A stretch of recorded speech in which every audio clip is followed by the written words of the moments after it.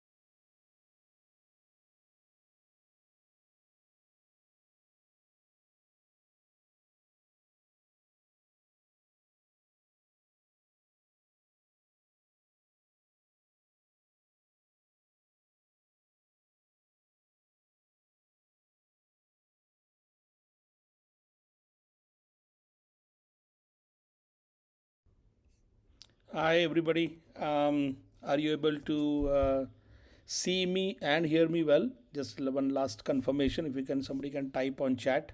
If they can, you guys can see me and hear me well.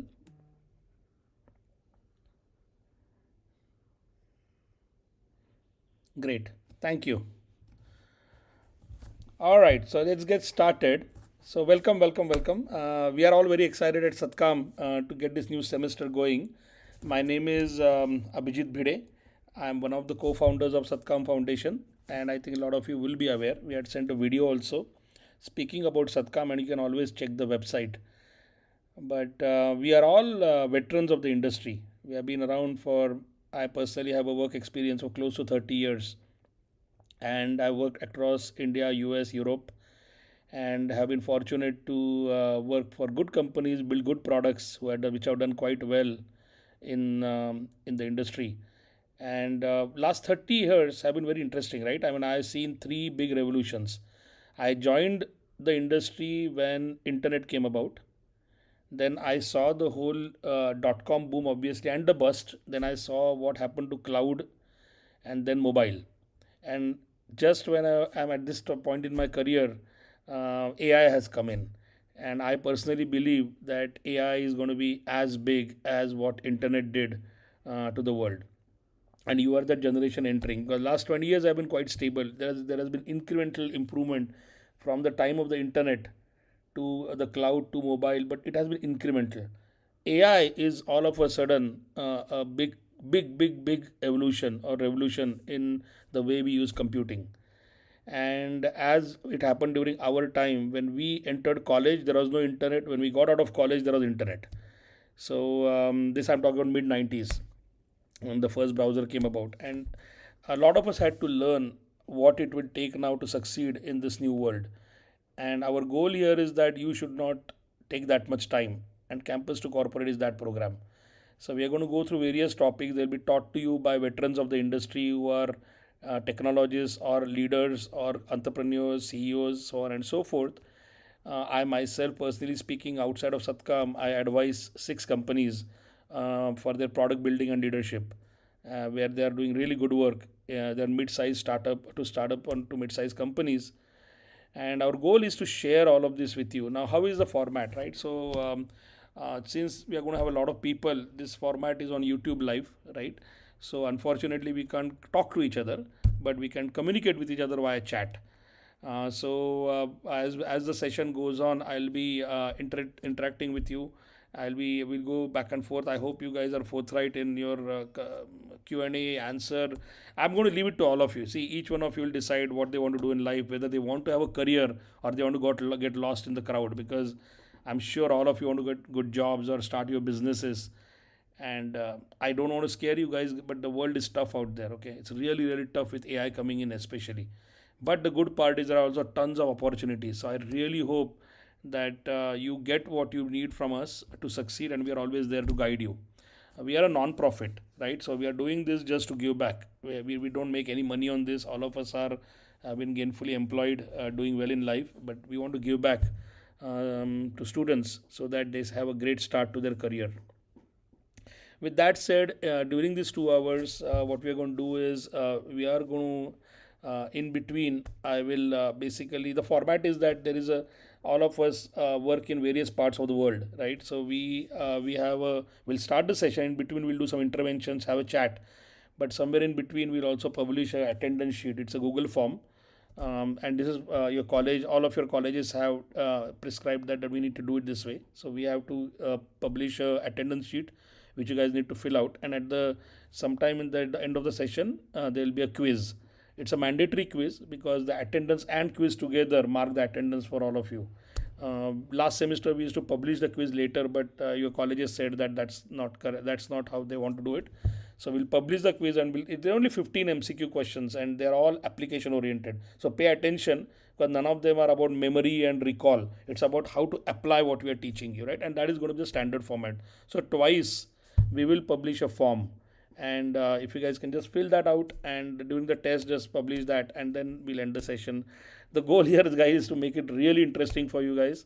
And by the way, some of your colleges, they got a lot of good internship opportunities from the people in Satkam, their companies, as well as for Satkam we took some smart students, interested students more than that, for internships. And they are actually doing phenomenal work using what we're teaching them to build great, very good products. So I hope some of you guys work with us to do this in the coming semesters. Yeah. So with that said, we will get started. If you have any questions, please post them on the chat, interact on the chat, and when we publish the form, please fill it out, because as I said, the attendance will be marked because with the combination of the attendance sheet and the test will give you at the, or the quiz test will give you at the end. Okay. There's a question, where can I get to know more about Satkam? Yeah, you can go to our website, satkam.org. I'll type it here. You can always check, and you can always reach out to us via the WhatsApp groups. We are more than happy to help. We have more than 70 to 100 of us from the industry across the world doing this, and more will be joining, and we are all there to help you. And we truly want you guys to succeed in your careers. Okay. With that said, our today's topic is understanding companies. We call it Set C because we do this across semesters. We're calling this Set C, but once we start the session, you'll realize what we are going to cover. So now let's get started. Give me a second and we'll get started on this. Thank you.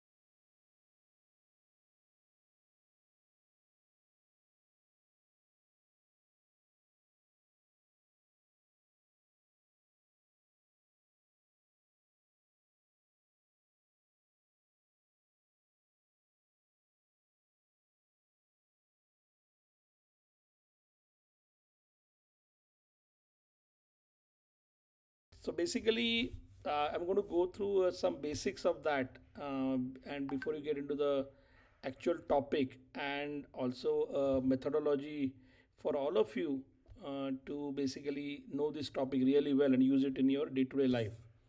Now, as the topic says, just to do a little recap, understanding companies, what is it and why is it even important, right? So wherever you do, whatever you do in life, right, whether you're going to start your own business, you're going to work for somebody, it's extremely important to know how you understand what you're working on and why, right? Because unless you understand who you're working for, what you're working on, and why, you'll never be able to contribute truly to organization. And what is happening now is, as in the changing world with especially AI coming in, right, all employers are looking for anybody joining them to basically contribute beyond their assigned work. I mean, you must be hearing this about this from your seniors, from what is happening around you, reading about it. So this whole concept of understanding, right, is critical now, because even if you, when you join any company, you're either going to work on a product or you're going to work on in a some offer some service. But the people who are able to contribute the best are the people who know, oh, okay, wait a second, what is this service for? Who is using it? So what features should I give? What features should I not give? And when you join as a fresher, you don't have a good understanding of that. So you keep doing the work assigned to you. And after some time, there are some people who understand this and keep giving ideas and going upwards in the organization while many stay behind. So what we are trying to do is to bridge that gap, to make sure that guys can also think the way companies expect you to think and contribute to this area called understanding companies, right? Now, why, as I said, right, the world is changing as we are looking at it, guys. So basically, uh, there was a time 10 years back, 20 years back, 30 years back, where doers or the people who were assigned work and they did that really well were truly important to organizations, because everything was new. A lot of new languages were getting written, databases were coming in, cloud was coming in, mobile was coming in. So there are a few people who figured things out, and there are many people who actually took that and did assigned work, may it be building, coding, testing, whatever it may be, right? But that whole area has collapsed now with the world, with AI coming in, right? Because the doing part, you're getting a lot of help now, right? So if I have to do the doing part and I'm getting a lot of help, what companies are expecting now is saying that, okay, if you're getting so much help, what more can you do for our company, right? Where can you contribute more to acquire more customers, gain more revenue, get customer satisfaction, make sure our customers are happy using our product. Now when I was in after engineering, when I went into companies, I never got exposed to such things because we are very busy just doing our assigned work.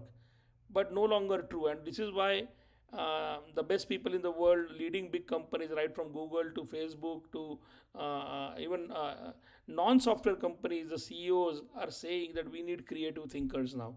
And we believe that in Satkam, these four skills which we are giving here, which is curiosity and inquisitiveness, critical thinking, problem solving, and articulation, are the four key skills which actually enable you to become those creative thinkers, right? And in all our sessions, what we are going to do is try to make you employment ready, to make you attractive for employers to hire, so that you can demonstrate all these skills, the thinking skills, along with the doing part, which are anyway learning, right? So in today's topic also, we are going to give you a thinking framework that if I have to understand a company, when I join a company, how will I even know what am I doing, why am I doing it, so on and so forth, so I can contribute my best. So we are going to give you some techniques to do that, right? So we are going to help you become thinkers, right? So now you become a thinker doer, right? For all practical purpose. Now, the to understand any company, right? You basically have four things which you need to understand. There is something called a domain. There is something called a customer. There is something called offering, which is the product or service you offer, and a strategy, right? If you understand these four things, you'll understand any company, right? And as we go through the session today, you will understand the importance of knowing all the four, right? But knowing all the four, nobody's going to come and give it to you. Nobody's, when you join any organization or you go for an interview to join a company, nobody's going to hand it to you and saying, oh, this is our domain, these are our customers, this is our product, and this is our strategy, right? A lot of things you have to learn to figure out, right? Now what are these four things? So domain is basically the area the company works in. So for example, right, if we are talking about we talked about Facebook and Google and so on and so forth. So you are in this world of social media, for example.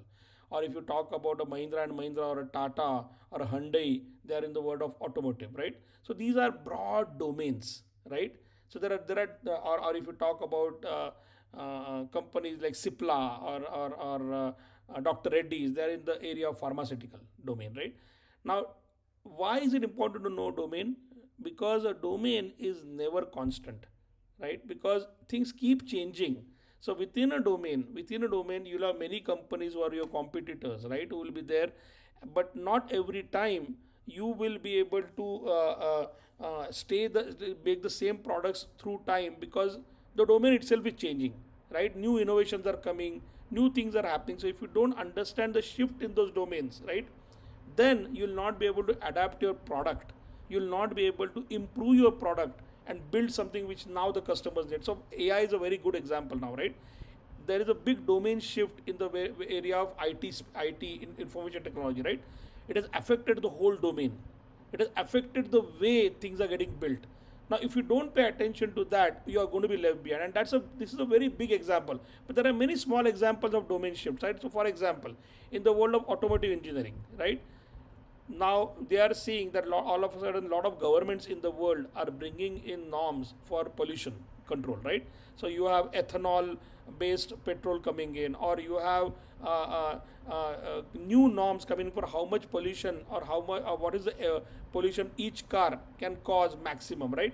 Now if you don't pay attention to the domain, which is how the government is started looking at this space called in the automobile space or this domain, you will be late in trying to now say, okay, what do I need to do engineering wise to innovate and make my cars more green, right?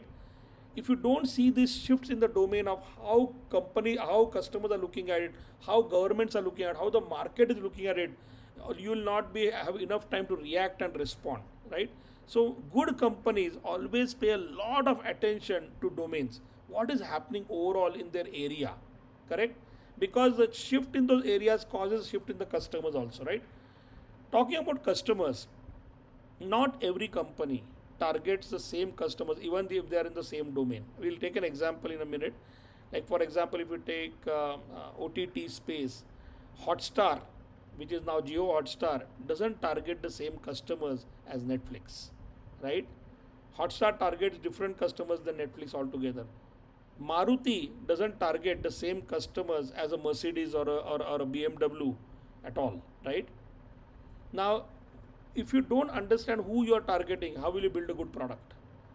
Because if you try to sell a BMW to a middle class or a middle class person, he won't buy it, right? If you try to sell a EV car to a person in the rural areas who is a farmer or who is part of a town or a small village, he won't buy it, right? And these are extreme examples, but unless you understand your customer, you cannot build good product. So within the domain there are customers, and now you cannot target every customer within your domain, because if you target every customer within your domain, you're going to need a lot of money. You're going to need so much time and money that you'll never be able to afford it. So companies decide who to target.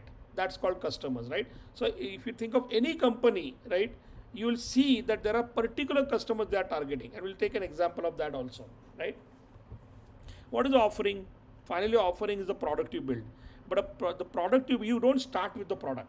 You understand what the domain is, you understand what the customers you're targeting, and then you build a product for them. You don't build a product and then start searching for customers and start looking at what the domain is all about, right? So the third part, which is the part you guys will be most involved in, is the offering or the product or service, right? So when you join any company, you will be asked to work on some product or service. You'll be asked to develop a feature, fix a bug, fix a issue, but you'll be working on a product finally, correct? Now, if you work on a product and you have no understanding of who your customer is and why they are even going to buy your product or use your product, then you will not be able to contribute to any ideas. You don't know whether this capability is better than this. How would you know that, right?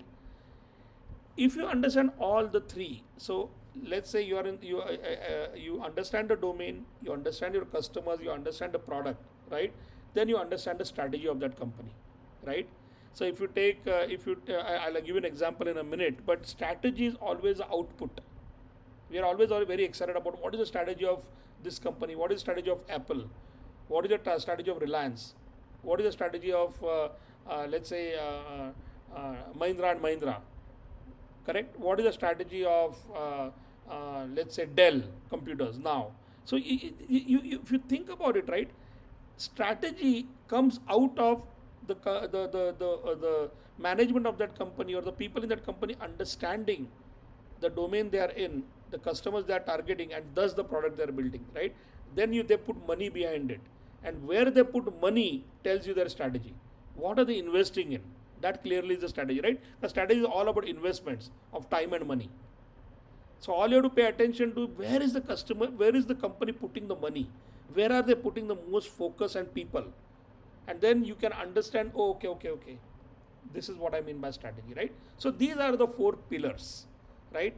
If you understand these four pillars of any company, you'll definitely understand the whole company, right? And why is that important is what we are going to learn. If you understand these four, why is it critical, right, for you to know this overall topic? Now, very simple example. We just talked about Hotstar, Netflix. So, Hotstar, as you know, has been in their claim to fame was sports entertainment, right? When you thought Hotstar, you thought IPL. So now, if you look at the domain they're in the OTT domain, they're in the entertainment domain, right? The entertainment domain has shifted a lot, right? It has come all the way from you know um, street dramas all the way to movies, television, video cassettes, CDs, DVDs, and now it has come all the way to online streaming, right? Now, if does a Netflix compete with Hotstar? Yes, it does. But does it compete always for the same type of customer? Maybe not, because Hotstar, its always claim to fame was sports entertainment. So they targeted people, young people especially, who are willing to, you are passionate about sports, and they will subscribe to Hotstar for sports. Whereas Netflix, if you know, always notice Netflix was a premium, it's a premium product, right? The amount of money they charge per month is much higher, but they're still able to make a lot of money. Why is that? The reason is because they are targeting serious entertainment watchers, right? They don't they That's why they make original stuff. They make original movies, documentaries. They're investing a lot in actually creating things because they want serious entertainment people, a little above the age of 30, 35, 40 people who are working and can afford to pay, right? Whereas Hotstar is targeting volumes of people, which is why if you notice on Hotstar, right, that translate into a product. They'll always, while showing IPL or anything, right, they'll tell you 12 crore people watching, 5 crore people watching. The reason is they're going after many people, as many young people who are interested in sports, and they're going after the volume game. Whereas Netflix doesn't tell you that. Netflix doesn't say, oh, this movie is right now being watched by 2,000 people. They don't say that, right? They are a premium product, they want a premium experience. So if you notice, both are in the entertainment space, but the kind of customers they are targeting are very different. And that has given rise to their strategy also, because the domain is the same. They are seeing the shift in the domain, where it is headed. So they always pay attention to that, right? So Netflix has, of course, moved from renting your DVDs and CDs to online streaming as cloud evolved, right? So they are paying attention to the technology changes in their domain, which is why they succeeded. But when they started targeting their customers, they also knew they wanted premium customers, right? Serious entertainment watchers, which is why if you notice their product is relatively serious product. Whereas on Hotstar, you will see some gamification. You will see them, targeting what young people like, the color scheme. So the product is actually a result of them knowing where they are in their domain, who their competition is, and the kind of customers they want to target. So if you're working for any of these companies, right? If you're in Netflix, for example, you better be very, very good in machine learning, AI, data science, so on and so forth, because they focus a lot on recommendations, on telling the customer what they would like to see. Whereas Hotstar, you better be very good in performance engineering. They are very focused on handling volumes without buffering, because live sports streaming requires a highly robust product which doesn't buffer even if there are crores of people watching. So you better be very good in performance engineering, right? Now, if you're interviewing at this company and you understood this, then you would prepare the right way, and you would also target in the interview when you're asked, you're going to answer with the understanding of what the company knows is important for them, right? And that will also allow you to understand, right, what their strategy is, where are they investing, right, over time. So if you take Mahindra's example, right, Mahindra used to always sell to rural people, right? They used to have the Boleros, the Jeeps, so on and so forth. Early 2010, 2008, 2010, 12, around that period, they made their first urban vehicle, big urban vehicle, because they saw one of the things, the shift in the domain which happened in India was people started preferring big cars, SUVs. Mahindra was one of the companies we saw this very early. So they made the Scorpio, right?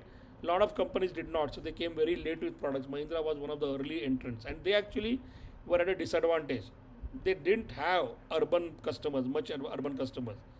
But from where they were to where they are, the reason is because they saw the shift in their domain of people preferring big vehicles, SUVs in India very early, earlier than others actually, right? And then they started making vehicles for the urban population to sell it in big metros, correct? And now while they make tractors and they still make the Bolero, right? If you look at a lot of the revenue, it is coming from urban vehicles now, and now they have moved to urban electric vehicles also. So they basically created an urban strategy. Now if you're watching this space, right, you would have noticed that why is Mahindra all of a sudden investing in urban vehicles? Why are they not investing more and more in still in the rural space? Because they also saw that in India our average incomes were growing, people's tastes were changing, right? So they would be left behind, and they would lose a big market which was growing very rapidly, right? They would lose it to a Hyundai or a Tata or a Kia or whatever, right? So they moved fast and they created a strategy around urban customers, right? And now because of that they learned, and they're also very early in the electric vehicle game, right?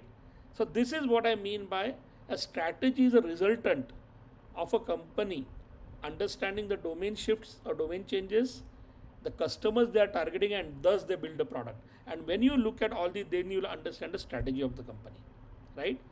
So these are kind of so simple examples to just set ourselves up for today's session on, as when you join as a fresher in any company or you go for an interview, right? How would you look at this, right? How does this help you when you start your job, right? We are going to go through this method which I told you, going from domain to customers to products or offering to strategy, is when you're allowed to research and get everything together, right? But that is not reality. You'll join a company, you'll be asked to work on a product, right? Directly. So you're starting from the product now. You're not starting from the domain. You may join a Zomato or Swiggy, or you may join a Mahindra or a Tata, or you may join Asian Paints or any company, right? You can join any company post your graduation, right? But whenever you move into that company, the first thing you'll be told to work on some product, either to build something, test something, sell something, market something, but you'll always start with the product. So if you're going to start with a product, how is this methodology going to help you is what we're going to learn today, right? So this is the gap I talked about, right? I mean, we did talk about the normal methodology, but now on the job, in most cases, right, you're going to work on, start working with the product, right? And that is what I'm calling as a reverse method, right? A reverse method means reading a company backward, because the one thing you'll be definitely exposed to is the product, right? That's for sure. But the moment you're exposed to a product, from the product, how do I get to the strategy? How do I understand the domain, the customer, the strategy, starting from the product, right? Actually, it's very, very interesting, because this methodology, right, you can take any product. I'm going to give a couple of examples today, but then you can use this method to just take literally any product. Take a smartphone, right, and say this: looking at the smartphone features, can I get to know what kind of customers the company making this smartphone is targeting? What are the shifts in the domain they're realizing, and what is their strategy? You can actually figure that out, right? Look, that makes you a very good thinker. You'll start understanding. So we'll learn that today, right? So in this method, what you start, it's like in 4 parts, right? So you always, as I said, you'll always start with the product. So the first thing you do in this method is you list the capabilities, right? So what I mean by capabilities is you take any product. So if I take a smartphone, you're going to list down what all features does a smartphone have, right? If you take a product like a car, you're going to say what are the key features of the car? What does this car have which is so different or better than others? What do they market? What are these key features they have? You don't have to write all the 100, 200 features. I'm talking only about the very important key features of the product, right? Because the key features are the ones the company always invests in. They focus on that, right? So you make a list. So that is the first step, right? Now from that you go back and ask the question saying, wait a second, who are they building it for? Because once you understand the features, you're going to know that wait a second, they are targeting a certain type of customer, right? So for example, if you take a car example, right, you're going to see that some cars or some vehicles have a much bigger ground clearance, right, than the others, right? And looking at just that feature, now it's going to make difficult for somebody to step into the car, but they're still given a very big ground clearance.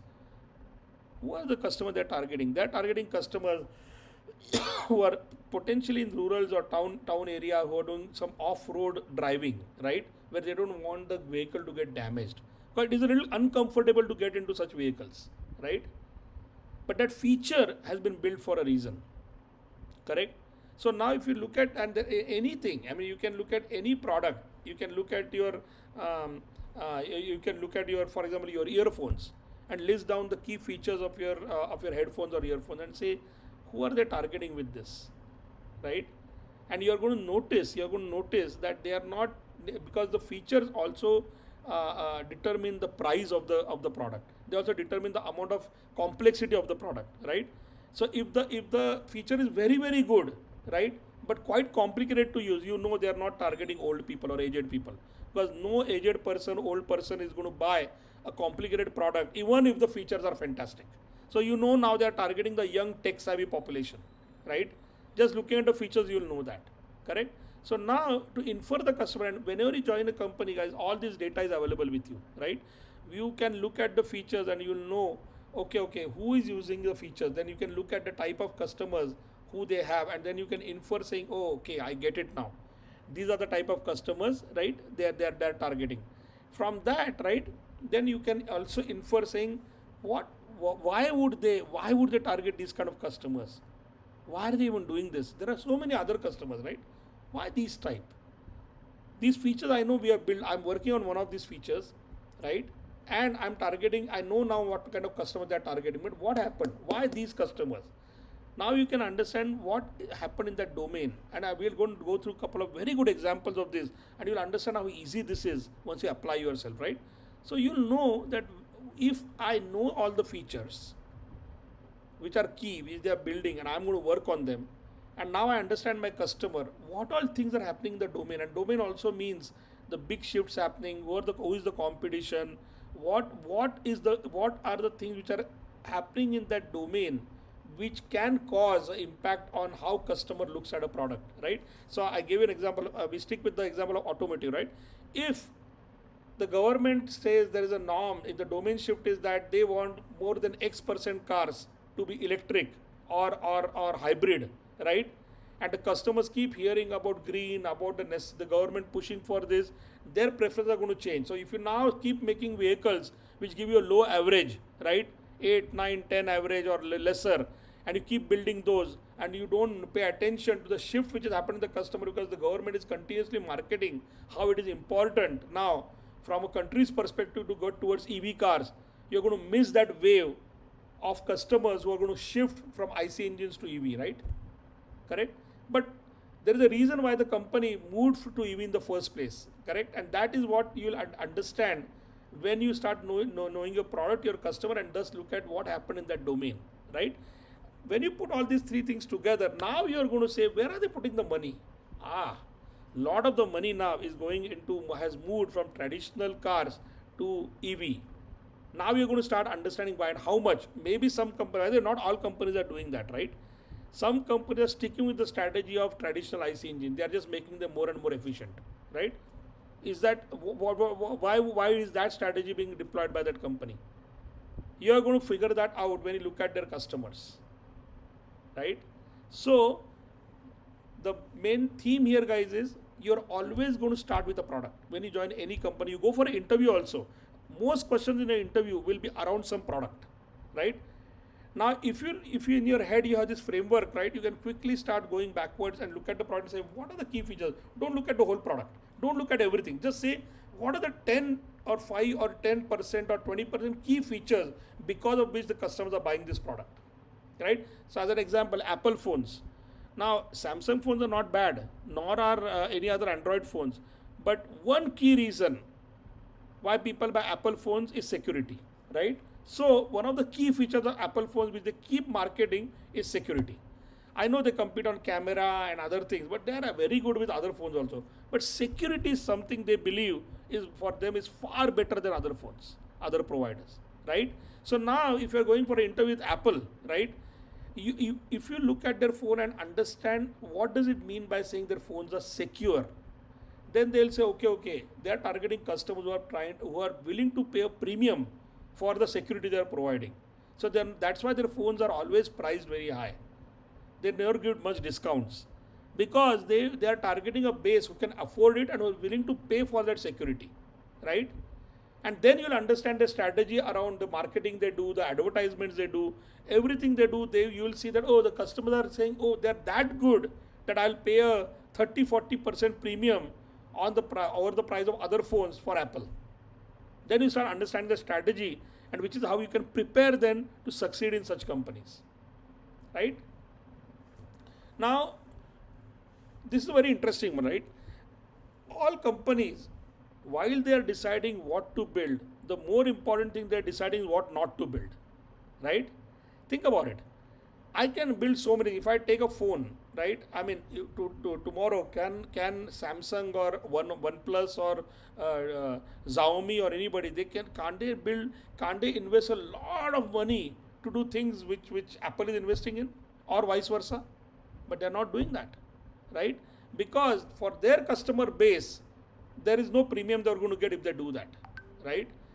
You can see the same with cars. A Maruti will not invest on certain things the way certain other car companies are doing, because they have a loyal customer base who looks for certain things, right? I always give the example of, let's say, a Hero Splendor, right?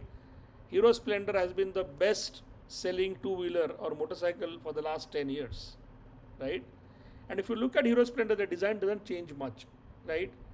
Now, they could also be tempted to make the Hero Splendor compete with the other brands, right? Other brands which look cooler, which are slicker, which have more features. But no, they know that the reason Hero Splendor is bought by everybody today is because they are not compromising on the mileage. Mileage is critical. So they are continuously decide how they don't want to compromise the things customers buy. So what not to do to compromise that is also equally important to the people deciding in Hero on what to put in Splendor in the next version of Splendor versus not. So what not to do is also as important as what to do. So when you look at a product, also ask yourself, what have they not done? So like I give an example, if you take a phone, a car, anything, you're going to say, okay, these are the key features, 1, 2, 3, 4, 5. But ask the question, what have they not done which their competition is doing? What they are not done will also tell you, right? What are the kind of customers they are not targeting? What are the kind of strategies they are not having, right? So in this example, it's two simple examples, right? For fast food delivery app, right? Schedule for, it's a very extreme example, but you'll never see such a button, right? Whereas on a Myntra or a Flipkart or Amazon, you can schedule a day you want the delivery. Obviously, you won't do it for a food app, right? This is an extreme example, but think about it. There are more complicated things where you're going to say, why are they not doing it? Right? The competition is doing it, but they are not doing it. And when you ask the question why they're not doing it, you'll get to understand, because the kind of customer they are targeting doesn't need it or won't pay more even if you give it, right? Same for a banking app, right? An example is given that we get very frustrated, right? That why are they not directly, when I say I want help, why are they not connecting me to an agent, right? Because they are charging you very less fees to open a bank account, very less fees, correct? So now they cannot afford to have a person talk to you when you have a problem. So that's why it's a chat. But they entice you to go to premium account. So keep more money in the bank or pay an annual fee. Credit cards do that all the time. And then they will give you a premium person to talk, directly a person to talk to. So the strategy for them is, when there are companies or there are banks that are targeting low-end customers who will have very small amount of deposits, and they are basically, it's okay for them as long as what they have been given work, right? I won't invest in providing them better service with respect to agent or all that. Chat is what I will do. Where there are companies, right? I mean, you may not know this, but there is a card called American Express, right? American Express has been traditionally targeting very high premium customers. So whenever they give you like premium services, right, in terms of hotel reservations, golf and bookings and whatnot, but they don't go to the people in the lower rung who want a credit card quickly, because they are not going out of volumes, right? So now they, whenever you have a problem, a person will talk to you there, right? And there are some banks which also do that for premium customers. Now what is that strategy? You will need to get to know that, because you are developing those features, right? Correct?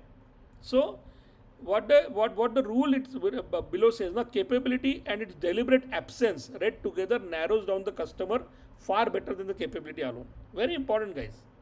What the product doesn't have will also tell you a story, but what it doesn't have tells you, okay, it doesn't have because, oh, these customers are not getting targeted, oh, because in this domain, this part of the domain, they don't care right now. Okay, so it's a very important point, right? So generally, just give you a methodology, right? We call it the reverse engineering canvas, right? So you go from basically, capability means what does the product do and not do. We just talked about that at length, right?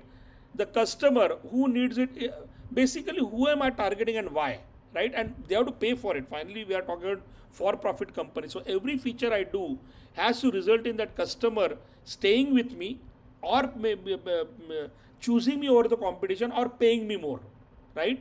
So that's how you look at a customer with respect to the features you have built into the product. Then the domain signal, right? What are the big shifts in the domain? We talked about the shift in the automotive domain with respect to gas, petrol prices, or ethanol, or moving towards green.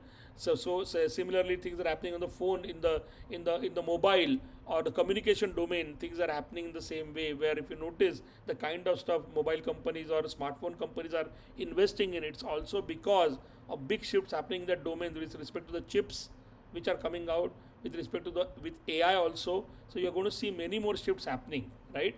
And strategy, as I said, is a resultant, correct? So I mean, the question to ask is, what would I ask a company to test or challenge, right? I mean, my inference. So basically, I am trying to figure this out. So now, how do I prepare to know, right? So I start with the product, then I look at their customers, then look at their domain and competition, and then I create what I believe is their strategy. And then I validate that strategy, which is my understanding. Imagine how smart you will look in front of a company when you go for interviews, or when you start doing your job, when you talk to your manager and ask him questions, you understand this framework, right? Then you're not the person sitting quietly in a room. You're always going to be the person who's going to ask the right questions because you understand the whole picture, right? So, guys, at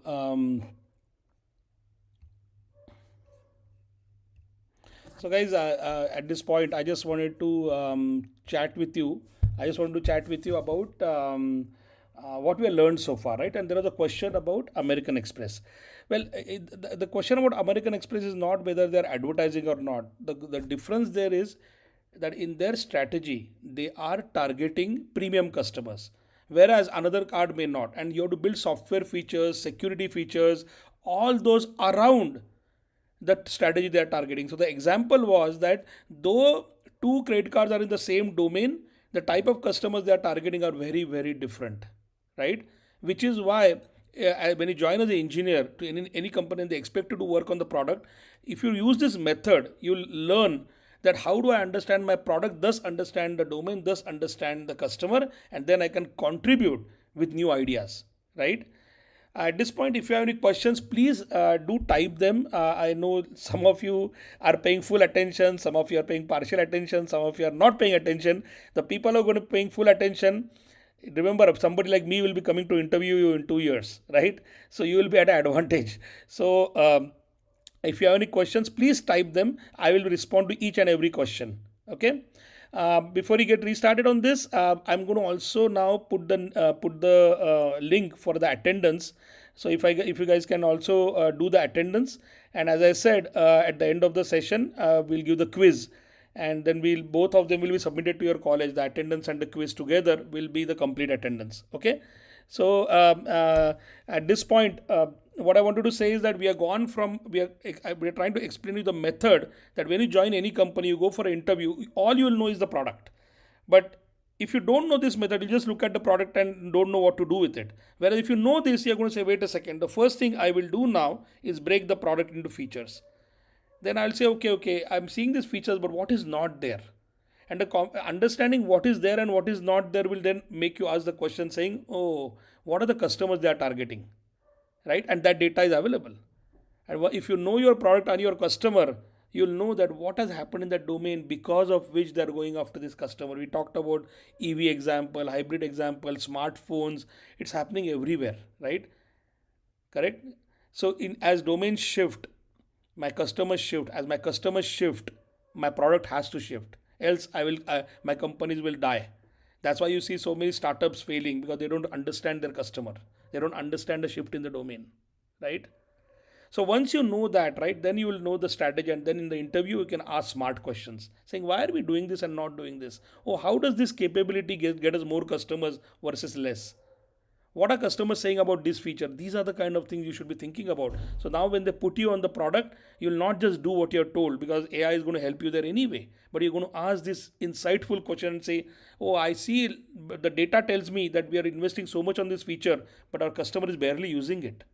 What do I do now? Why can't we change it? Then you will be standing out in the organization, right? So this is called that reverse method. Go from product to customer to domain and to strategy. Okay. All right. So we'll take a very nice example of Zerodha. I hope all of you know Zerodha. It's one of the big successes in India. It's a discount broker where you can go and buy and sell stocks, mutual funds, so on and so forth. Right. And now the question, sir, why do we have to work on strategy? How can we focus on the customer or consumers? No, no, no. That's not the point. See, that's a specific example.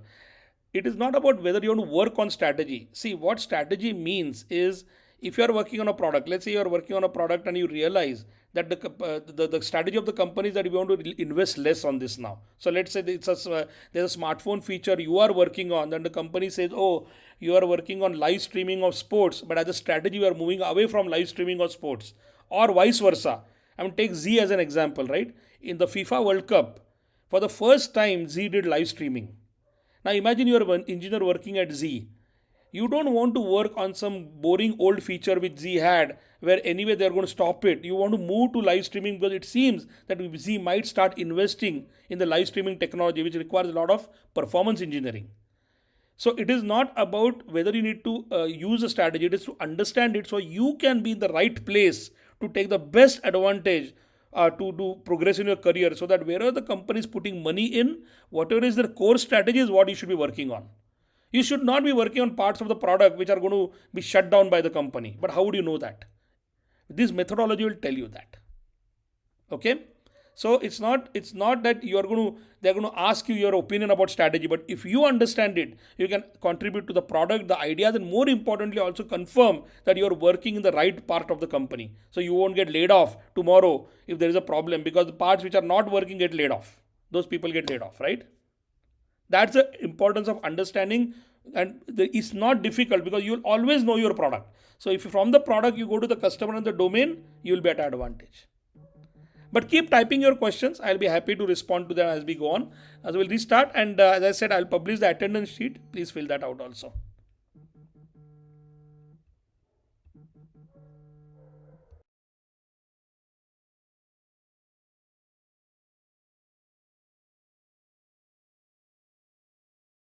So I'm going to take an example to explain this to you even a better way of Zerodha, right?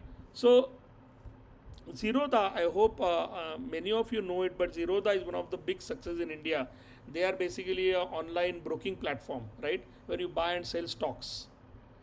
Now they have been very, very successful. There are hundreds and hundreds of companies doing this. There are hundreds and hundreds of brokers in India doing this. Every small village also has a broker. Lots of people in India invest in stocks and mutual funds and bonds, right? So it's a very crowded market, very competitive market. In that kind of a space, Zerodha has become very, very successful. So imagine that I'm sure a lot of you would love to work for a company like Zerodha. They're extremely innovative company who make a lot of money and does really, really well in their space, right? Now, if you're going to go for an interview with Zerodha, right, and you study their product is going to tell you a big story. If you join Zerodha also, you'll know exactly what kind of skills they're looking for, because their product is going to now allow you to understand their customer and allow you to understand their domain and their strategy. How, right? So now in this, as I said, nowadays, I mean, it's very simple, right? Such companies, the simplest thing they do is ask you to open their product and ask you, what do you think? And lot of students go into technology. They say that, oh, you're using AI, you're using Python, you're using C, C++. They're not asking for that. They're testing your understanding, right? They're asking you whether while you to help them make a better product or build a great product for the ideas they have. Are you the person who will understand the domain, the customer, the current product, and their strategy to contribute to that thinking? That's what they're trying to ask. And most interview you're going to get this question now, right? You're not told a strategy. They're trying to test whether you can understand it, right? So now in our methodology, the first step was I list down the key capabilities of the Zerodha app, right? And it's okay, guys, if you're not seen the Zerodha app. It's not expected that you know it, but remember, it just simplistically it allows you to buy and sell stocks, bonds, mutual funds. Very simple, right? And their app is called Kite app, Kite. It's an app they have on the phone, or you can go to zerodha.com, right, to see this. And that's what people use to buy and sell, correct? So that's their product. You can have a mobile app on iPhone or Android phones or any other platform, or you can do on a browser, right? Now, if I take a list of capabilities and I use our methodology and type it out, right? One of the things I notice is, oh, they don't charge any brokerage on equity delivery, right? So basically, they are saying we'll not charge you any brokerage, which means what brokerage means is before, right, or many companies or even physical brokers, they charge you some fee when they sell a stock for you or buy a stock for you. So Zerodha says we won't charge you anything, right? They are saying that basically, and they say that clearly, zero fees, Zerodha, right? Then they basically have a lot of education they try to, they try to get you to become better investors, knowledgeable investors. It's not just about doing it like gamble. Zerodha focuses on educating you to become informed investors. Why are they doing that? It's not their job to do it. There are hundreds of YouTube videos. But there are like, if you want to learn, you learn on your own. But they are not saying that. They are saying no, we'll help you learn. That's one of the things you'll notice on their app a lot. Then their UI is very simple to use. Just for curiosity, after our session, you can download Kite, right, and look at very minimalistic UI, simple buttons, simple, no complication at all, right? Then they're very so many brokers, right? When you place an order, you'll not know whether the order is fulfilled or not. It'll take time. Even if it happens, your money will come late. So it takes a lot of time. What for them, it's instant. You place an order, you know immediately what has happened, right? And then one of the interesting things they have done is for people in the software space in the audience, right? They have also opened up their product for other people to use their platform to develop applications on top of their product. So they are trying to say that we are providing a platform for broking. And if you have an interesting idea and you want to develop a platform using the Zerodha platform, you want to develop an app or a product, and you use the Zerodha app, and of course there will be some fee arrangement that when they make money, Zerodha gets a cut of that. But it's like apps on Apple Store or Android Store, right? There they have an operating system. Here in this case, Zerodha has an application. So they are saying you can develop something which uses our application to develop your app. They have done that, right? And they don't market much. You're not going to see big posters, banners, TV ads by Zerodha. You will not see that.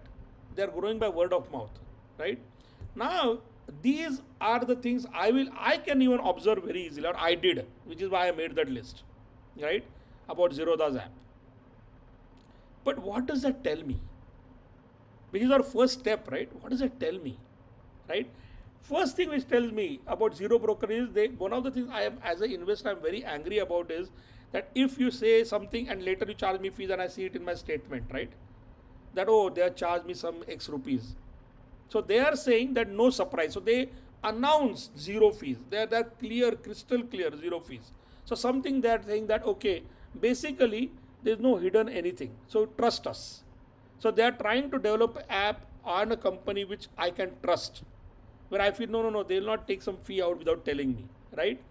Then the reason they're educating me is because they are not trying you come in as gamblers. They're actually saying you come in, right? And we'll also tell you what it takes to invest in stocks, in bonds. We are going to put videos, we are going to put education material. We don't want you to lose money. We want you to get better and better at doing what you're doing, right? There is a certain type of customer they're targeting is what I'm getting a sense now from the first two, right? Let's see what kind of customer they're targeting. No gamification. So which means there are no fancy things where you click something and something rolls up and down. Nothing on the UI tells me that they're trying to entertain me. A lot of the apps, by the way, are go after gamification because they want to keep you engaged. They want to entertain you. Zerodha is saying we don't want to customers we are trying to entertain. Why? Let's see. Right? No push, they're not trying to push to trade more. They're not trying to say, you'll see on WhatsApp, they're going to, companies bombard you to buy their products, to keep doing things. I mean, there are other brokers who keep doing that. But Zerodha doesn't do that. They don't push you to say, we have a great stock tip, buy. They don't keep trying to push you to do things. They are saying, you come and do it. And we trust you'll come and do it on our app, right? They also basically they don't try. They are basically saying that all the data we have, actually we are going to open it up because we want to expand the capabilities of our platform. Let other people develop apps. Why are they doing that? Right? Who are they targeting? Right? And then Basically, they don't do any influencer marketing, nothing like that. No bulk SMS. They don't trouble you at all, right? So basically, they are growing through word of mouth. And why? Because word of mouth and trust will make your customer stay with you much longer than somebody coming in because they saw a fancy ad or a clickbait. They came in and did something and left, right? Something. So what kind of customer is this? This is important for you to know, because if you join Zerodha, you're going for an interview and they ask you, what do you think is another feature we should add to our Zerodha app? If you know this, you're going to know what kind of customer they're targeting. So you're not going to say that, oh, you know what, let's add a fancy button which says that when you click on this, you're going to see some fireworks coming out saying this is the stock tip we have today, some gamification, right? You're not going to say that if you understand this well, because what kind of customer are they targeting? So if you notice, they are targeting serious, self-directed, cost-conscious. I don't want to spend money unnecessarily, but I'm a serious investor. I'm not trying to do this like gambling, come in, try and go and leave. So if you notice, Zerodha's customer base is very loyal to them, because they have come in, they got educated, they see that Zerodha doesn't trouble them with pushing them to do a lot of things, but they also try to educate. So they are serious investors. Now, there are many companies out there who are also targeting bulk investors, like people who want to try it once and see how it goes, right? And that's also not wrong. But Zerodha's focus is not that, right? So, if you notice what they are doing, right, they are targeting what I given in the bottom, which is self-directed, cost-conscious, moderate to highly financially literate retail investors. What does that mean? We are not trying to target investors who are just saying, oh, I have just 1,000 rupees available, let me just try this out, like, how investing works. They're trying to get people who are consistently going to invest, who are interested in the stock market, right? And who then Zerodha says will work with you to make sure you get better and better at what you're doing, right? So it's like the OTT example I gave you. Netflix targets serious entertainment watchers, unlike Hotstar or Z, for example, right? Similarly, Zerodha has targeted certain customer base. This understanding is not easy, guys, because now you start thinking, why are they not advertising so much, right? Because there is a counter to this also, right? If everything is by zero word to mouth, will they not take a long time to grow? Because they're not doing any marketing, they're not doing any TV ads, no banners. So will that not take a very long time? Is the counter question I will have, right? But we'll talk about that in a minute. But here at least I went from listing down the key features or key things, key observations I have about the product, to now deriving what kind of customer they are targeting, right? And the customer they are targeting also, if you notice, one of the things that they are working with also, they want to create a community. That's why they opened up their product. So one type of customer they're targeting is who are serious investors, who are serious about learning how to invest, but they're also trying to create a community which also uses Zerodha app and develops very good tools around it to help investors. So what their goal is to create a community of people, and once you create a community, you get a lot of loyalty, right? And once you get loyalty, that person will keep spending with you only. They will not leave. That is what Zerodha is trying to do. Whereas you can look at like a app like Grow, right? GROWW. They went public. They also are successful. They were targeting people who are like, I just want to try this out. Move fast. They used to do tons of marketing. You used to see their ads on TV, on airports, on banners everywhere. They went to a very different strategy. They are going after volume investing. Tons and tons of people who invest once or twice is okay for them. So they went after volumes. Zerodha went the opposite way. So look at two companies in the same space competing with each other, but targeting two different kind of customers, right? So now, why did this happen? Why did Zerodha do this in the first place? Because see, traditionally in this investing domain, the most dominant people were the physical brokers, right? But then what happened was discount broking became viable, right? Once internet came in, Zerodha was one of the first companies or early companies in India who started realizing the potential of India with respect to online, because they saw that internet is going to become cheaper. People are becoming India. People are tech savvy in general. They like to work on use their phones a lot, right? They start observing all of this, And they said that this is a time where the domain is shifting from the traditional broking world where you went and talked to a person, sat with him, decided, placed the order, to people are getting trust on doing things online. That is the same time when online commerce also grew, like Flipkarts of this world also grew, right? The second is the retail investing also happened. If you notice 20 years back, right, common people did not invest in stocks. But over time, government also, if you'll notice, you notice a lot of ads, even by the mutual fund industry saying mutual fund, they bring in Dhoni and Tendulkar to market about investing in mutual fund, SIPs, basically, right? So the awareness was also growing in people that don't just put your money in banks and do fixed deposits, right? Invest in the stock market, right? So that's what they call as the retail boom, right? Lot of people opened demat accounts and started investing because they also started gaining trust in the market, saying, oh, I won't lose money just like that. If I'm smart and careful, I'll make more money than keeping my money just in the bank, right? And they were basically what they saw, what Zerodha saw was the domain was moving in two different ways. One where people now were gaining the trust and becoming serious investors, and there were a lot of people who were trying, who are this volume investors who will come once and twice try. They wanted some fun, and Grow went after that. Grow went after that, but Zerodha came in. So their strategy was focused around the domain shift, around people basically trusting online things, online commerce, online buying, online selling rather than just a physical person, and also the fact that generally investing was becoming more and more popular in India, right?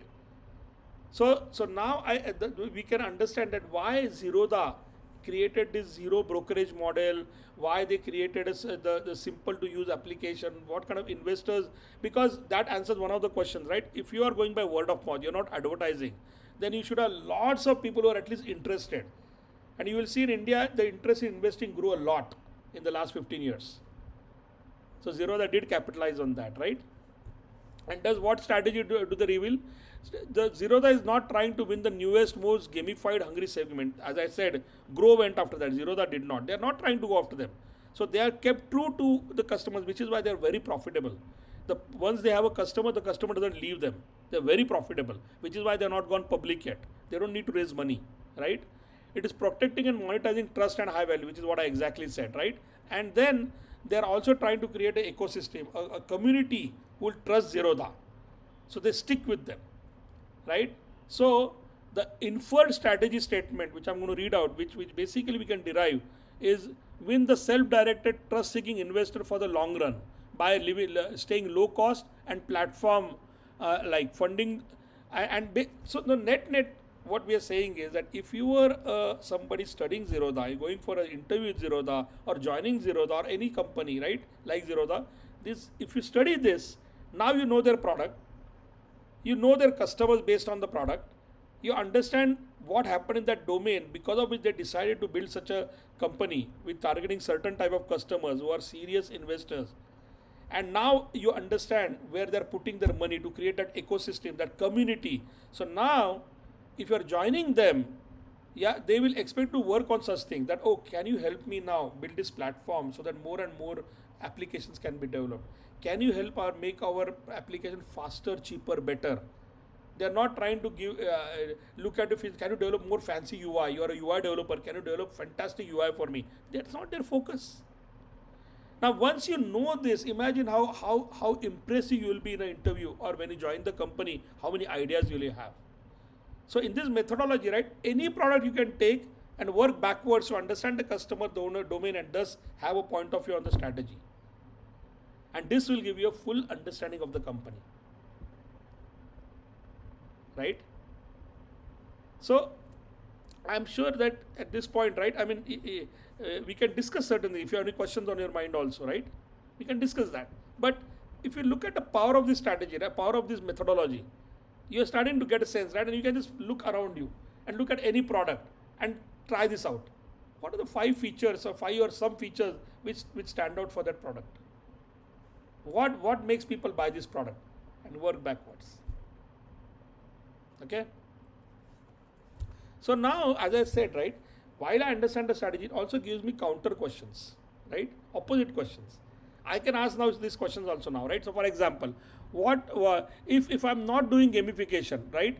So now, if I'm not targeting those customers, how do I know if I'm not telling them come on the UI, right, and come on the UI and play with the UI, stay on the UI, because that's one way companies know how much the customer is used. More they use my product, they use my product, the more they're engaged with me. So if I'm not doing that, right, how do I know that my customer is engaged?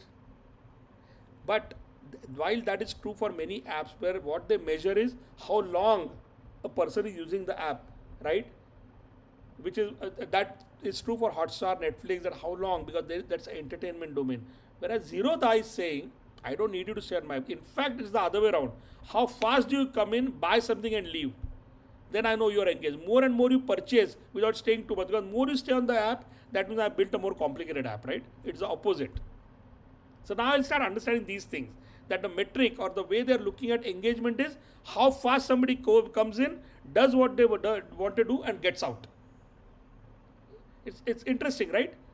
So these are the kind of questions which have come to my mind now, right? So now I'll only take a few of them, right? So basically, if you take your growth has been word of mouth. So competition, yeah, they did let go of the users which Grow got, but that's okay, right? Because Grow actually struggled with profitability because they got people who came in, went, no loyalty, but they grew fast.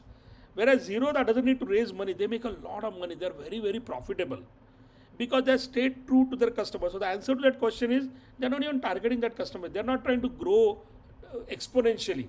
They're trying to say we are growing steadily, but we make a lot of money. Because for any company, right, revenue and profits are both important. In fact, profit is even more important.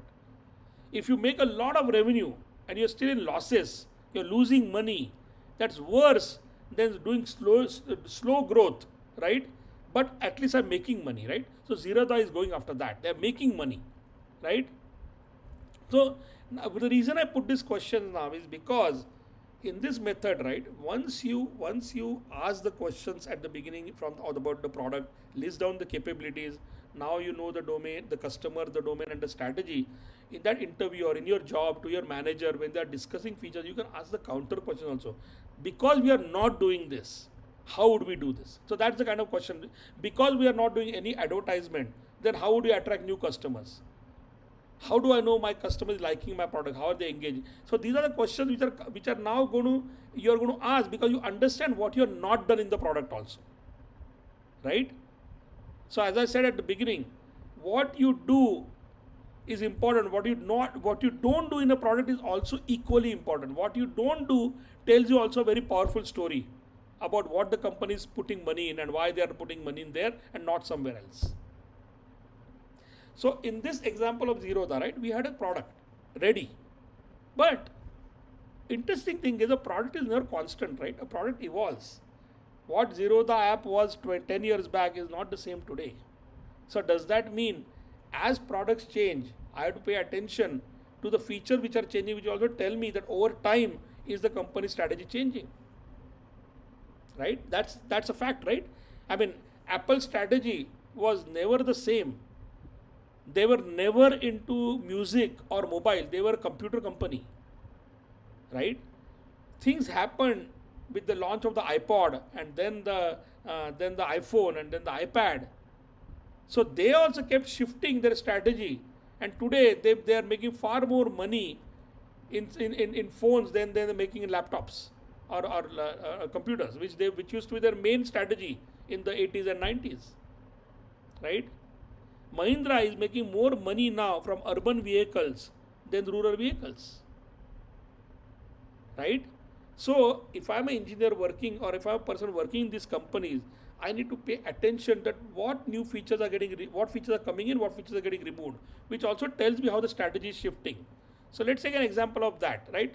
Like in a transition, that how is there as you watch a company over time, would you be able to use the same method to know that what kind of strategy shift has happened because I see the product changing, right? So basically, in Zerodha's case, right, it was a snapshot. You looked at a product and you did the method. Now let's say example of a company like Nike. I want to take a non-software example also. This is methodology is the same regardless of the product, right? So in the case of Nike, right? I hope everybody knows Nike, right? So Nike, as you know, is one of the most valuable companies in the world which makes sportswear, footwear, especially but sportswear overall, right? It's a brand everybody knows. That swoosh is known by everybody. But maybe in India we are not noticing it much. But over the last 3, 4, 5 years, they have been losing market share, right? Why is that? There are a lot of people who work for Nike and they have also let go of a lot of people. They have changed, something has changed in Nike over the last 10 years. What has happened? Right? Now, the same method can be used to figure that out. Right? Now, I can take the product, the way they sell, the product is always the shoe, right? Obviously, correct?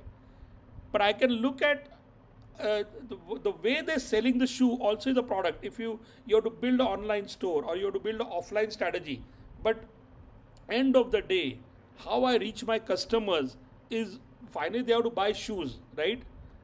But while they're doing that, did something shift with them over the last 10, 15 years? As I said, today what I notice is that there's something which has happened because of which they have lost some market share, right? Now, if I want to study this, right, over a span of, I go back and look at a company, that is even going to tell me more, saying that where they were and where they are now, which is going to make me even more knowledgeable about the kind of stuff if I join them, I have to focus on to build, right? So in Nike's case, it's very interesting, right? So, like any other company, if I look at their data, right, we see that before 2017, they were like any other traditional shoe company, right? They used to build shoes and try to market a lot, advertise a lot. They used to sign big sports stars and sell it to stores, via stores, big stores, right? Especially in the United States, right? There are these big stores where they will stock Nike stores. There will be people who will be knowledgeable about the Nike shoes and they'll sell it to the customers, right? But then something happened, right? Where there is this whole thing which started happening, saying that, oh, I have to reach my customer directly, right? Which means that why do I need these stores at all? Why can't I directly sell it online to my customers? Correct? So now, if you start selling online to your customers and you start giving different prices, then for the stores are not going to like it because now you're eating their business. So you have to kind of figure out how to manage. If you're going to do both, it's very difficult. Understand what I'm saying, right? Because if I go for, like, for example, Flipkart or Amazon are not trying to say that, oh, we also will stock Amazon will stock their products in physical stores. If I do, I'll have my own stores. Amazon may have its own stores, but it's not trying to sell its products to other store, right? Correct? There are companies who sell online and offline, or the companies who sell only offline or only online. But it's very tricky because the pricing, if I see a big discount online and the same thing is more expensive offline, then the offline guy is going to say, I will never be able to sell because people are going to open their phone and compare prices, right? So how do I do it? So now with Nike, what happened was that before 2017, they are obviously a big brand today also, but what happened in between was, if I look at their data, the customer base they were targeting, people like me and you, right? And there are people who are premium sports players who are you're using Nike products, but most of their customer base were normal people, right? And they said, why should I not go directly to you? Why do I need this store? So let's get out of the stores. Let's develop an application, a product which will allow people to go online and buy shoes directly, right, from Nike. Correct? And now, between 2017 and 22, they tried that, and something happened. And by the way, there's a very successful example of this. So this you guys won't know, but in the 90s, right, the computers used to be sold like that in stores only, right? At that time you had Hewlett Packard, HP, you had a company called Compaq, you had a company and other companies, Gateway. There was a company called Gateway who made these computers, right? And they used to put them in stores. People went to stores and bought them, just like we buy from Chroma or a Geo store today, right? But then Dell came about, and that time Dell said, I want to bypass all this, and they only started selling direct to customers online. So you could, that time it was not online, but you could order a phone, order by phone, or order directly with the company. and they became extremely successful because they could give lower prices. Because now all of a sudden they don't need to give discounts to they don't need to sell their computers to the store owners, to the store who's stocking it, and then they sell it to the customer, right? So now they could sell better computers at a lower price, and they could get a lot of the customer data also, because they now exactly knew what the customer wanted. So Dell is a very successful example of who changed, who looked at the domain and said customers are preferring, because computers are expensive, right? So that time there were tech savvy customers who understood it, and they said, why should I depend on stores if I can directly buy and come from the manufacturer itself? But that didn't work for Nike. Why? Right? Because their bet was, right? So rather than reading, right, their bet was that if I go fully online, so that they had a product, good shoes, and they thought that they're selling to customers who would prefer directly to engage with them. So they started getting out of stores and started selling it online. But what happened? Because they started selling online, and because every customer is online is used to getting deep discounts, customers started saying, yeah, it's online, I need a sale, I need discount, and Nike used to not give as many discounts before. So now they had to deep discount it. So they started giving the same shoe at lower prices, because customers who are typically, it's our psychology, right? Anything which is online, we expect deals, we expect it to be cheaper, right?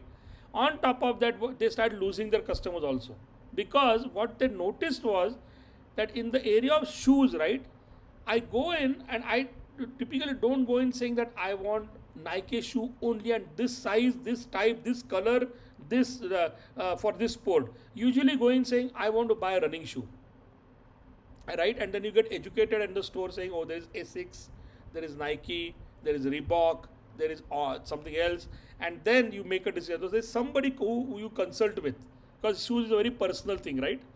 And they thought that that is not very important, and online people didn't get that. So they basically stopped, they started going to the stores, they stopped seeing Nike on the shelves, and they started using new brands called Hoka or On.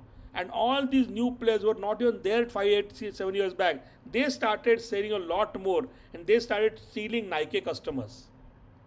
So the strategy was to go from offline selling to fully online selling, right? And then they now have gone to the hybrid mode, where they came back and saying, wait a second, we need to do both. But how do we do both smartly?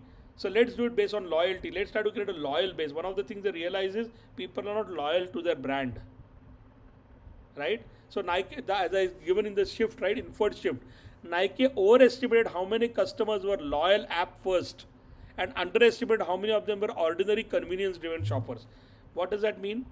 The assumption was that people are tech savvy, they'll go online, they'll know, they look at the pictures and buy a shoe. But shoe is a very personal thing, right? So a lot of them, their customers were actually just ordinary customer like me, who will walk into a store and then browse and then look at a shoe, feel it in my hand, talk to the shop owner, store owner, he'll tell me certain things and I'll make a decision, right? And their sales started going down, right? And then when they cut the middleman and went to the customer directly and removed it from the store, what did it do, right? Basically what it would do was the fact that I could not physically discover my product, I could not see it also, I could not feel it, touch it. I said, okay, let me try that brand called Hoka. I see that looks pretty good. Let me try On. Let me try something else, right? And that era they lost the customer. Now they are doing the correction, right? So basically now they are saying that while I want to directly talk to my customer, I can't cut the store now. So they are now creating a loyalty program where you can go online, you can browse, do everything, right? But it will all not stop you from buying offline. They will still say, okay, in this store, you can go to the store and buy. They'll also tell you the store list, that you can go here and buy this product. So they are using the online thing for getting customers, to educate them and make them more and more loyal to Nike. But they are still start depending on the offline stores, because they notice that once they go into the store, and if they are already the online thing, they are kind of excited by the new product, then when they go offline, right, the purchase is happening because in my head now Nike is there, and I'll go and ask questions, feel the product, and I'll buy the product, right? So the looking at now, and I basically, if you will notice, if you go on their website, right, and if you're following the news around them or what they're doing, you'll easily be able to derive this, right? Now, why is this an example of a transition? Why is this example important, right? Because whenever you join a company, right, you will start with the product and we learn that methodology, correct? But over time, you let's say you stay in the company for 5, 10 years, 2 years, 3 years, 5 years, 10 years. These things are going to keep happening, right? So now, if you don't understand what it was before, you will not be able to understand what it is now. As an example, you're working on a product and your manager says, hey, next release, we are going to remove these 3 features and we're going to add these 2 features. Now, all of a sudden, you're going to say, why? What happened? Is there a strategy shift happening? And the reason to know why a strategy shift is happening, because in the new strategy, they are going to put money and people. So if you're not part of that strategy, you're going to get laid off. So you better be part of that strategy. So if you understand the strategy, you're going to ask for work in that area. And then you will become valuable to the company. Else you'll be working on the old thing and one day you'll lose your job. Because as a strategy shift, you have to also shift along with the strategy. You have to stay in the place where the company is investing the money. Always remember that. Always pay attention to where the company is putting money. Put work on those products, work in those areas. If the company has started heavily investing in cloud, you better be one of the cloud enablers in the company, not working on the traditional product. If they're investing a lot on, not AI is too big, but these kind of applications with AI, then you better be in that area. Because they're investing in AI, but not overall. They're investing in one part of their business with AI. You better be in that then. Right? So, with Nike, the reason I wanted to give an example, the first example was where there was a product and you derived all of this. In this example, you looked at a change over time to derive what change in the domain, what was about their customer they're targeting, and what is the strategy they kept changing. In this case, the customer did not change. The same customers they started losing. They wanted to get them back. So they changed the strategy because they made a mistake with one of the strategy changes they did in between. Right? And then you can, as usual, ask some of the pointed questions, right?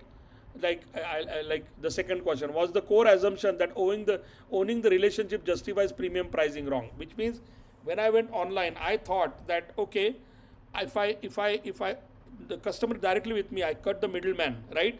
Will they still pay a big premium for me? Can I keep the same price? But it did not happen. Customer says online, I need a discount, right? But now because you understand this, you can ask these pointed questions. And that makes you very impressive in an organization. That makes the person who has the ideas, who has the understanding, and then you'll have ideas saying, hey, now I get it, let's do this. Can we do this feature? Can we make this change to our service? You will be the person because now you have a full understanding. You have good questions. And that makes you very valuable. Right? So bringing it all together, right? So one way is, as I said, you can go from understanding your domain to understand the customers to the product to the strategy, right? Which we started at the beginning.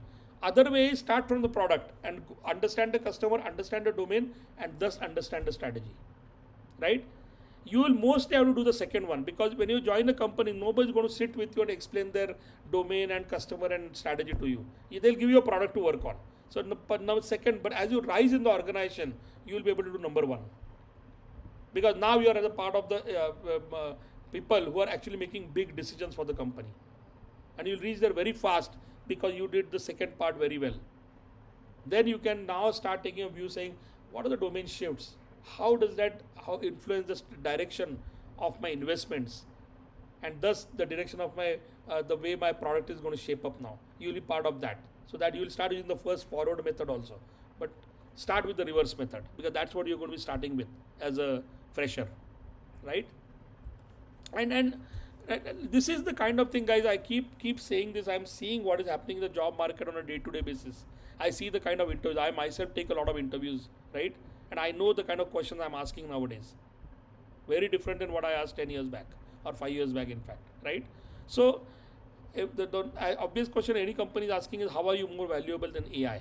See, these are the kind of things which will allow you to answer that question. Because the moment you say, I can write good code, they're going to say AI does that. Oh, I can do analysis and data analysis, and I can create charts, graphs. I can analyze. AI does that well. They are looking for understanding now, right? So AI will be able. Once you know this, you can use AI now to produce material, because now you can control AI. It becomes your assistant, right? So The understanding, once you have, you can use AI like a tool. But if you don't have that, then AI will become the one who is making all the doing all the things, and then the company is going to say, "What's your value?" Right? This is happening on a day-to-day basis. By the way, the people who are being let go by companies are these kind of people. But the moment you demonstrate understanding, you moment you have that insight and you ask the right questions, and you have this overall understanding saying that, wait, I have an idea now because I understand why this feature is not getting used well by my customer. Because I understand my customer now. Let's improve it this way. That's when you start becoming valuable. AI can't do that. There are many parameters, right?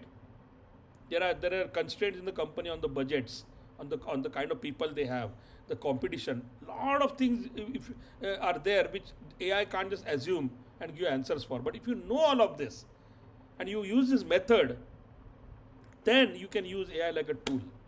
I know I'm repeating myself, but guys, this is so important. I want all of you guys to really do well in today's world, and some of you guys who understand this will do really well because AI is going to accelerate your career actually. But for many who don't do this, they become the not don't become the thinkers. It's going to decelerate their careers. Okay.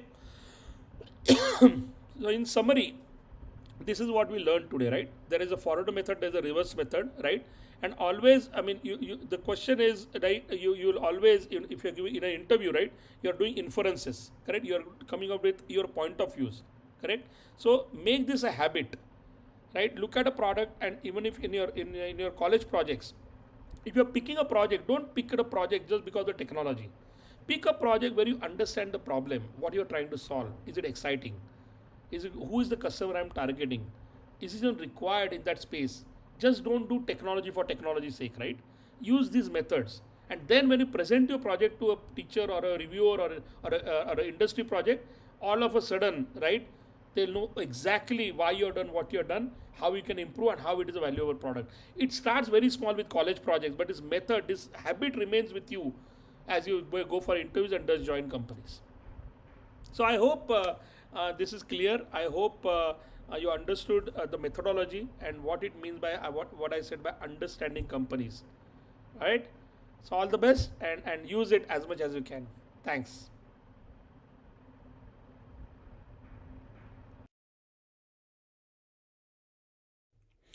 All right, guys. So that was a session. I hope a lot of you paid attention, understood it. But this is like the foundation. This is like the foundation of any company, and more you understand it, the better for you. Because all the other topics, right, are hinging on the fact that you understand what companies do, how they build products, what is their domain, so on and so forth. That's when you can become a good engineer, right? So we'll be covering a lot of topics in this semester, which will hone your skills around essential areas like product management, quality, development, even usage of AI, customer success, so on and so forth. And we will be emphasizing the four key skills we really try to teach everybody, which is curiosity and inquisitiveness, critical thinking, problem solving, and articulation, right? So see you for the upcoming sessions. We have posted the link for the quiz. If you have any questions even after the session, you can always contact us on WhatsApp. You can send it on the group or separately, and we'll be happy to engage with you. Any curious, interested student, we are very happy to help. And complete the quiz. The attendance sheet is closed now, and the quiz will close in about 20 more minutes. So if you have any questions, please post them, and I'll be happy to respond to them. Since our session is over now, please post, and I'll be happy to respond to your sessions. There was one question here that if you want to start a business but it already has a big profit making popular companies in it, how do we grow the business and how do we stand out? Yeah, so see, it's very difficult to start a business in something so unique that nobody is doing it. It's like that way nobody will ever start a restaurant, right? Because restaurants are everywhere. So the question is not that. Question is what in the industry we call value proposition. So if you have an idea, it should be that you are doing it either better or cheaper or faster. The simple thing is cheaper, better, faster. So you maybe have an idea which you can do things much more rapidly than other companies, so you can come to market fast, or you can do it much cheaper, so then you become more attractive. Or you can do it much better. You have a new idea altogether. So faster, cheaper, better. One or more of these criteria have to qualify when you start a company for the product you are trying to build. There is no simple answer. Else, even why do 90% of companies worldwide startups fail, right? They try, but somewhere, but there are good best practices which will hopefully tell you what you can do to avoid a failure. And it's understanding company. Even if you're starting your own company, it will start that way. That you need to know your domain, know the customer you're targeting, and only then you can build a good product, right? We are going to take a session on sales and marketing. We are going to take a session on customer success, which will kind of give you good frameworks if you ever want to become an entrepreneur or you want to start something of your own. Yeah. um, Yes, I think there was a question that if the quiz is over, can we leave? Yeah, yeah, yeah. If you have finished your quiz, we are done with the session. I'm here to just respond to any questions you may have. But if you have finished the quiz, absolutely, you can leave. All the best for the rest of the week. Yeah, yeah. See you next week, same time. Quiz was easy. Great. I'm happy. Which means you are either paying attention or we are making the quiz too easy, or we can try to make it more difficult. But the goal of the quiz is not to put you guys in trouble, right? The goal of the quiz is to make you think. They're all application oriented questions. But great. I am happy. Quiz is easy. So if you want, I can make it more difficult next time. I can make it as difficult as you want it to be. Yeah, but idea here is to get you guys that you paid attention, think about it, and then answer. Yeah.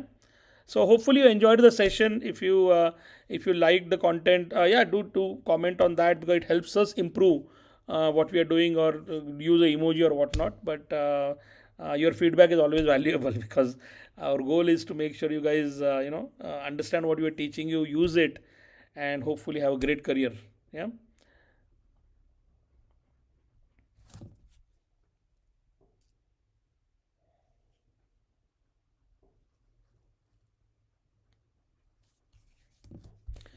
So I'm waiting here, sir. How can we connect with you personally? Yeah, you can always send me a I'll give you can send a chat message on our website. My number is there, but let me I'll give you my number. You can always send me a WhatsApp message in case you have a question. And we have other people in the group. We have many others who are in a group who can answer if you have any specific question or anything you want to discuss. Yeah.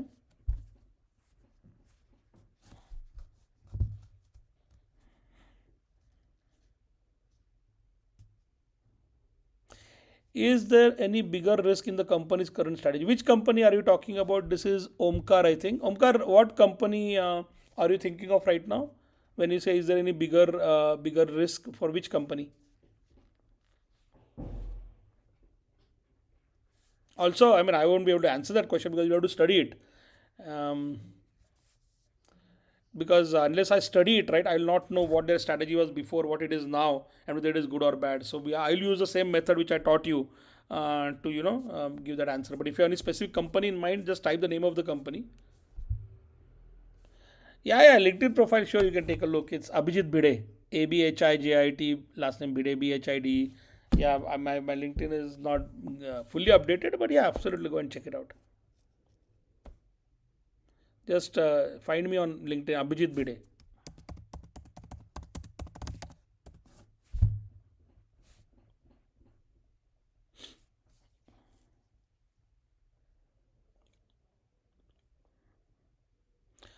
As per the current scenario, what key roles or skills to have a job? Yeah, okay, yeah, yeah, that's correct. So see, more than roles or jobs, right? There are some roles which are becoming less and some are growing. So as an example, the whole testing area or development area is definitely going through a big change. You'll still need people, but you need people who can use AI well, but have their own. So what I call nowadays as full stack engineers. So before, right, you could hire a person who only knows databases, who only knows Java, who only knows infrastructure engineering. But now, more and more, because AI is giving you so much help, you should target becoming full stack engineers, which means I understand how the product management happens, how products are designed, how products are built, then how they are tested and how they are supported, right? So as an engineer, you need to slowly but surely contribute to all the areas. And I am seeing more and more companies will not hire people for very specific roles. They are going to hire people who can do all of it. So before used to have like full stack engineers, right? Where I know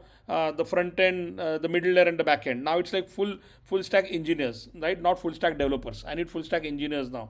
So every role will be still there. Roles are not going to go away, but some roles the positions will go down, some will come up. But overall, right, what people are requiring is the kind of skills we are trying to tell you, which is this thinking skills. That even if you are in SRE or infrastructure engineering, you can't just do that. You'll have to understand how development happens, how products are built, so that you can design the infrastructure properly. In my time, right, people in infrastructure or SRE only did that, right? They didn't pay much attention. But now, so much of it, AI can help you code and design and deploy, that unless you can contribute to new ideas, new improvements, and for that you need to know the whole thing, which is why I'm calling them as full stack engineers. And a lot of the people in the industry are calling them creative thinkers, right? So my suggestion to you is aim to become a full stack engineer who understands overall, and which is what we are trying to cover in Satkam. And then you can have an area of specialization where I want to do testing, or I want to do development, I want to go into sales or marketing. But goal will be for you to acquire these four skills: curiosity and inquisitiveness, critical thinking, problem solving, and articulation, so that you can apply what you have learned. So that, I think, is the key for success in the new world. I hope that's clear. If not, you can ask me a follow-up question. I'm pursuing AI right now, but technology changes so fast. The industry shifts. So, see, don't look at AI. Don't get enamored by technology. AI will keep changing. Just like cloud when it started, whereas it is now, where the languages were C, C++, and now you have Python. That will keep changing, right? We have the ability to learn that. I think the problem is that how to apply them is what you need to keep learning. That if I'm building a product, and now AI has given a new feature, how can that feature help me build my product better? That understanding you'll need to have. And for that, these skills are required, because technology will keep changing. It never remains constant, right? So don't look at AI as a technology. Look at AI as something you'll use to do something. It's an enabler. It's you cannot just say I want to become an AI engineer. There is no such thing in the market. You Everybody in every part of the organization will use AI. So there is no concept of AI engineer. Application of AI in the right way is what we look for. Okay.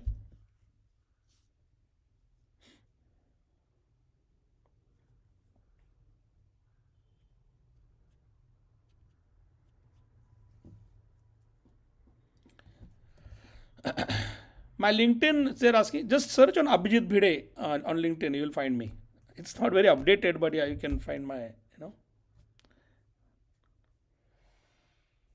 Yes, I know. There option two, I'll change that. But don't say that on the chat.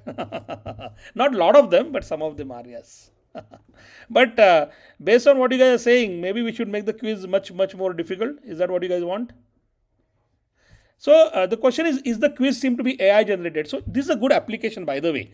So it is not AI. We used AI to create it, and all of you, don't be afraid to do that. But we didn't ask AI blindly. We basically told AI that what kind of questions we want, what kind of examples we want, how we are looking at this whole topic, and then AI helps you format it, suggest things to you. If you blindly ask AI that take understanding companies topic and create a quiz, it will not even do things which I'm teaching, right? So that's the very good example. We used AI as a tool, using AI to generate things, even presentations, material. But if you tell AI blindly, it is going to control you. We should control AI. No, no, this is what I mean. This is what I want. I want questions around this area. Then AI will come up and help you.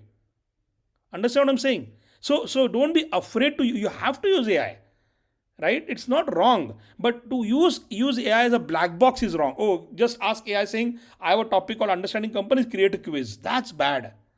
You have to control it, saying that this is what I taught.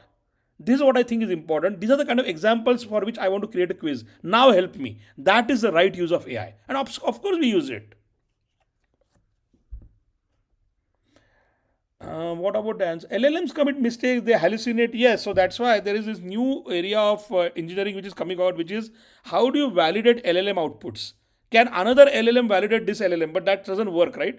So there are a lot of new things coming about to ensure that what we are getting from AI is legit, because AI hallucinates a lot, right? It creates things out of thin air.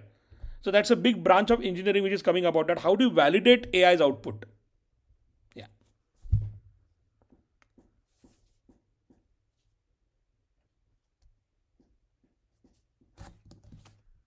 So we're going to close the quiz in about 10 minutes.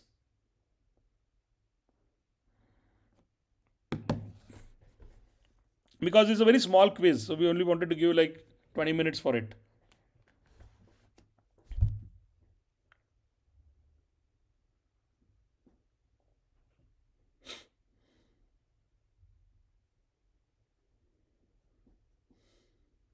If any other questions, let me know.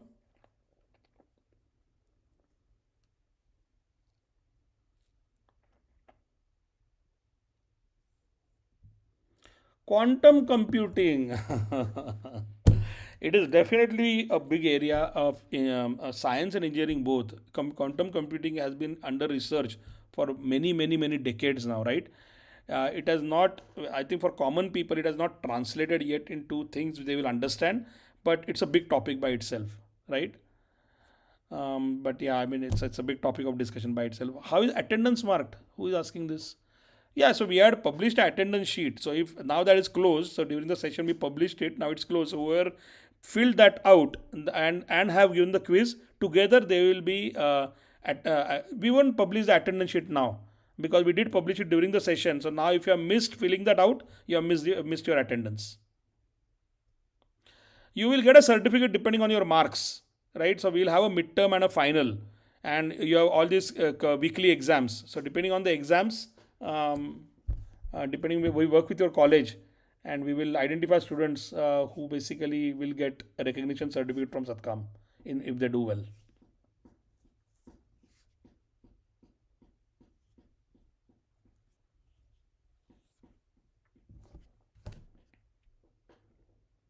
5 more minutes, guys. In 5 more minutes, we are going to close the quiz.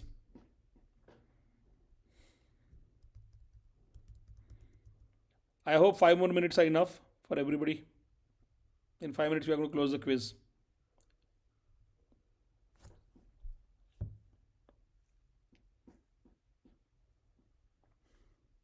If any other questions, please type. I'll hang on for 5 more minutes. If and after that, we'll conclude the session. Shall we become proficient in current technology, invest time in emerging tech, or less explore? No, no. See, you always have to be good in a certain area. So you have to keep learning how, like, you can't say I'm good in AI or I'm good in data science or I'm good in Java because now Python is getting used, right? So, but don't get excited only by the technology. Start focusing on the application of the technology, that how are companies using it. If I want to build a product today, if I want to build a UI today, what are the frameworks I'll use and how are these frameworks evolved, right? So start looking at why companies are doing certain things a certain way, which is why I was saying that if you want to build a product, it's not about a technology only. Technology is just the enabler, right? It is about you understanding what features to build and what not to build. How will this feature work? How will it get used by my customer? That is the key here. Technology you'll have to sit, keep getting updated. That you have no choice. Because if you are working on older technology which is now redundant and you don't upgrade yourself, yeah, you will lose your job, right? But that is not what companies are worried about right now, because your ability to learn newer technology is very easy now with AI coming in. What they're worried about is, can you understand what you're building and why you're building it? Can you help me find problems before the customer, because you understand our product and how the customers use it really well? Focus on those areas also along with the technology. If you just focus on technology, believe me, in an interview you will not be able to stand out, because everybody now, the technology space is become where everybody is good to a certain extent now, unlike before. Because AI helps you with so many things. Very few people are writing a lot of code now, right? But how to for they will help AI will help you generate code, but unless you know what you're building, how will it generate the right code? That is the part which is important. So let me repeat: you will have to keep updating your technology stack and learning that, but there you will get a lot of help. What you need to worry about is application of that technology and how it is getting used and why it is getting used by your customer is the understanding you need. That is what we are looking for in companies. Yes, yes, you can leave, your quiz is done. 3 more minutes and we are going to close the quiz.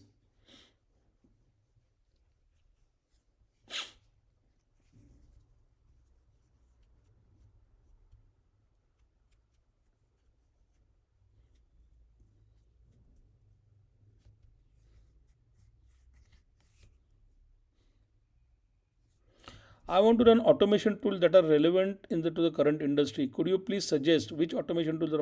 Yeah, so see again, automation right now, AI also is getting a lot used for generation, right? It's Gen AI, right? So yes, automation. There are many tools out there, but I think you need to understand what. So are you talking about testing automation, deployment automation? what automation? Automation is everywhere because AI usage of AI is the next level of automating things because now you're putting intelligence in the automation also. So let's assume that you're doing automation for testing. So before you used to write a test, right? And after you wrote the test, you ran the test automatically, it gave you a result. And if there is a problem, it told you there is a problem, right? Now AI is getting integrated to that, saying that okay, what test should I keep and what test should I remove? Right? Is my customer even using this feature for which I'm doing automation testing? So now AI is getting integrated with all these areas and automation is becoming smarter and smarter. So what you should focus on is saying how is automation getting used today and how it is going to get used tomorrow. How is AI impacting it? And then along with that, learn the tools. There are many good tools out there, right? It's not one, there are many, many good tools. But the coding part of automation, right, you learn. It's not a difficult, you should learn that. But today, the problem is that what should I automate? How much should I automate? What should I not automate? All these things are what you need to understand more, right? I thought we can't provide the link to the attendance sheet now because we had given enough time to fill it out. It was we had given time like at least more than 30 minutes where the attendance sheet was active or published. Now we won't be able to. Yes, session notes. You'll yes, we will share the session notes as well as the video recording of our session for all of you to use it because you'll anyway need to revise it when we go to the midterms and finals. But we'll provide that. Yes.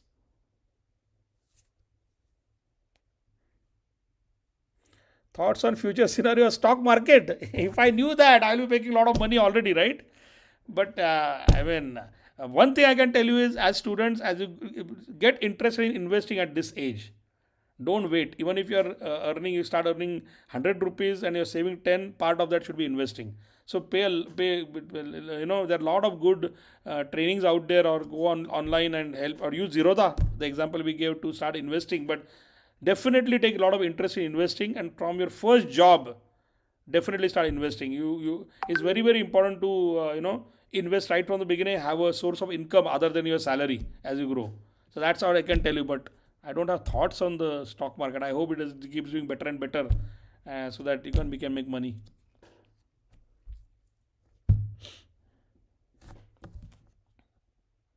All right, I think that's it. I think I'm done. Thanks for your time, and I'll be closing the quiz now. So hopefully you enjoyed the session. See you next time. Bye.